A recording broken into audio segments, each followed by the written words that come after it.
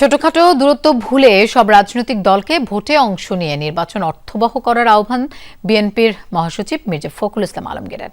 তিনি বলেন, রাজনৈতিক দলকে দায়িত্বশীল আচরণ করতে হবে, সব কর্মকাণ্ড সংসদমুখী করা উচিত।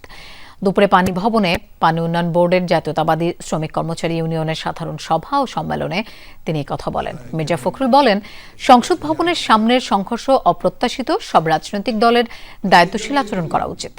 তিনি আরও বলেন, ঐতিহাসিক জুলাই সনদে বেশিরভাগ রাজনৈতিক দল স্বাক্ষর করেছে, এটি অনন্য ঘটনা। এতে রাজনীতি স্বচ্ছ ও গণতন্ত্র প্রাতিষ্ঠানিকভাবে উন্নত করতে সহযোগিতা করবে।